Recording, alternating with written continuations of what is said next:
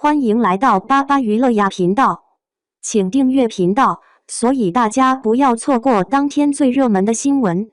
我们今天的时事通讯包括以下内容：内娱新顶流诞生，诚意一战封神，又是一个流量担当，这大概是很多人看到新演员时的第一反应。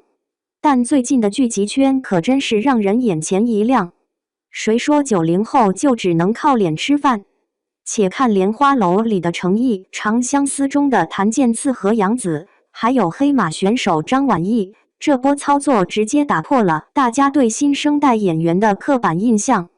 这次跟着小编一起看看这些被贴上流量标签的演员们是如何用作品实力反杀的。在这个看脸的时代，谁说高颜值就一定是演技毒药？且看这两位神仙颜值的演员如何用实力逆风翻盘。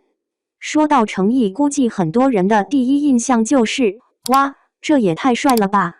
没错，180公分的大高个，完美的下颌线，高挺的鼻梁，这简直就是古装剧的最佳代言人。但谁能想到，这位天选古装人居然是靠着一双会说话的眼睛杀出重围的。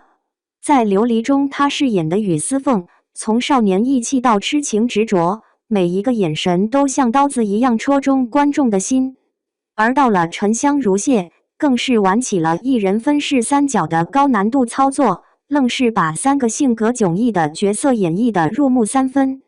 最近在《莲花楼》中，他又双若琢给大家表演了一波什么叫演技派。李香怡的傲气凛然，李莲花的淡然出尘，两个角色的切换行云流水，连挑剔的剧评人都直呼服气。要说演技爆发，谭健次可一点都不输。那双标志性的小狗眼本来就自带萌系 buff， 圈粉无数，但在《长相思》里，这双无辜的大眼睛愣是演活了一个腹黑深情的妖怪角色。从冷血无情到逐渐被感化，整个心路历程的转变让人看得欲罢不能。特别是那些静态的哭戏，没有声嘶力竭却让人心碎。而且知道吗？这位看起来温柔似水的男孩子，私下还有着一身过硬的舞蹈功底。对他来说，角色切换就像换衣服一样自然。从《猎罪图鉴》到《长相思》，每个角色都有自己的光芒。业内人士都说，这样的演员才是真正的演技保命啊！说完了两位神仙颜值的演技担当，就不得不提到我们的国民闺女杨紫了。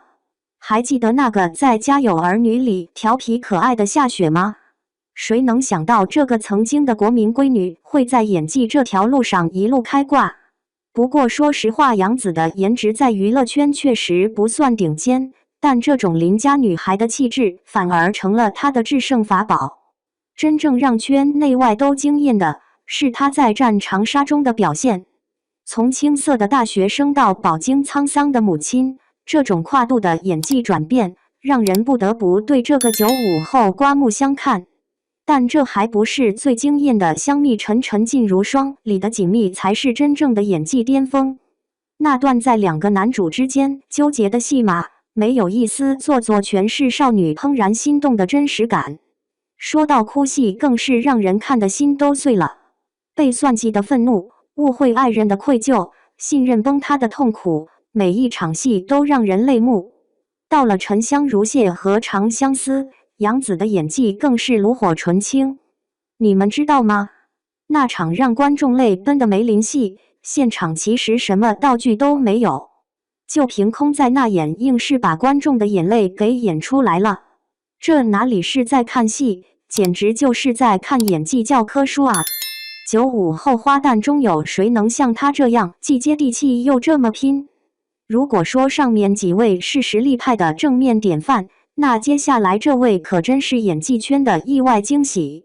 张晚意这个名字或许之前很多人都没听过。说实话，在颜值极正义的演艺圈，她的长相确实不算出众。刚毅的五官，正气的外表，让不少人担心她会被限制戏路。但就是这样一张生人勿近的脸，在觉醒年代里靠着一个回眸，就让观众记住了她。而在《长相思》中饰演的枪玄，更是让所有质疑他的人都闭上了嘴。这个角色可不是一般的难驾驭，表面上是个精明的商人，暗地里却野心勃勃。他的眼神游离不定时，你能看到市井小民的狡黠；他谈笑风生时，你又能感受到权谋家的算计。最让人惊艳的是他演绎毒瘾发作的那场戏，猩红的双眼，凌乱的头发，青筋暴起的狰狞，看得人背脊发凉。